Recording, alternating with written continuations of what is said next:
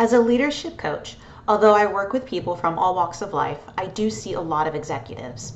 People who are extremely competent, who know what they're doing, and they've been in the workforce for a while. But here's the rub. Every single person watching this video has also watched someone in a leadership position fail.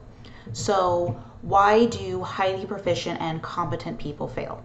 One reason among many that is on repeat that I see a lot is that leaders fail to manage their time. If you are used to being an expert on a process, it can be hard to let go. If you are known for being successful, it can be hard to let others fail. And if you rose to the top because you were able to accomplish your task, what do you do when you have too much on your plate? Hi and hello, and welcome to Prism Coaching, where we talk openly and honestly about the things that keep us from being our very best. I'm Jennifer, a certified and practicing life coach, here to share with you why together is sometimes better. I do apologize in advance for the construction noise going outside my office today, but hopefully it's not an issue.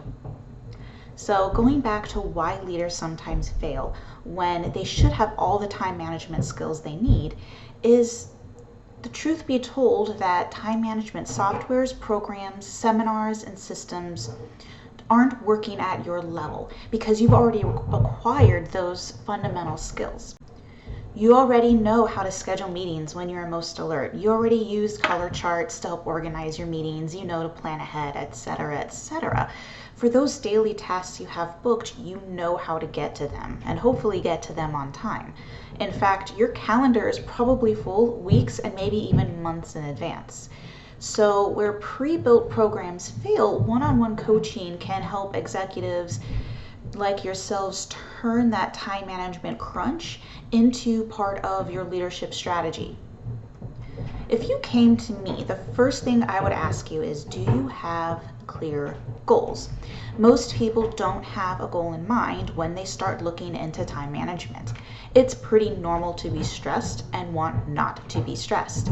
That can be a great goal, but if you move from stressor to stressor, you're being reactive and not proactive. Sitting down with someone who isn't feeling the weight and pressures of your job can really help you iron out your time management strategy. You might have noticed I've used the word strategy a couple of times, and that was intentional. Time management is a deliberate process that is tailored, tested, perfected, adjusted, and then repeated all over again. Where you spend your time is a strong indication of your priorities. Your priorities often mirror your values. So if you're leading a company, being pulled from meeting to meeting or task to task, you're not shaping your company. You're letting external forces shape your priorities. And when a company doesn't have clear priorities and values, it can't have a mission. Because when the market conditions fail, you and your company or your organization are simply existing. When the market conditions change, your company will falter because there is no long-term goal or strategy.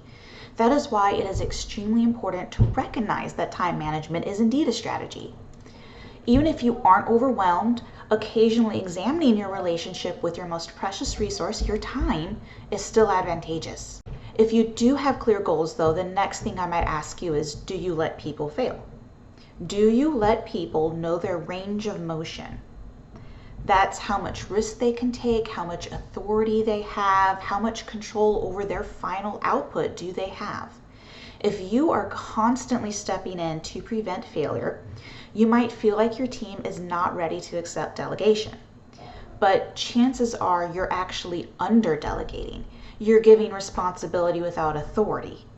If you want to develop your people, you have to let them grow, and no one grows if they aren't allowed to make mistakes.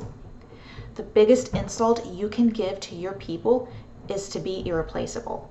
If only you can do what you do, you're sending the message that you don't trust your team, that the only qualified candidate who could fill your position when you leave is from outside the company.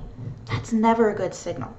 Good leaders can and do provide mentorship. They can and do allow people to fill their shoes. They can and do operate with risk management and allow their people to take calculated risk for the sake of personal growth and development. Estimate how long you spend fighting other people's battles. Take a third of that and put that into the training, develop, and mentorship of your people. See how much better your team performs. You're taking up a third of their time, but giving them more tools and skills they need to perform better. Now that you're managing your time with people rather than your tasks, you are now fulfilling the roles and obligations of a leader. None of this is easy, and it's not always intuitive. As a coach, there are a few questions I'll ask, but this list isn't exhaustive. I obviously tailor my content considerably, so I consider things such as your personal work preferences, your company schedule, your family situation, your desired end state, and so on. I think once you identify your strategy and stick to it, you will be so much happier with yourself and with your performance. You'll come back for coaching in other areas. Thank you so much for watching. If you'd like to see more, go ahead and subscribe, be kind to yourself, and good to each other.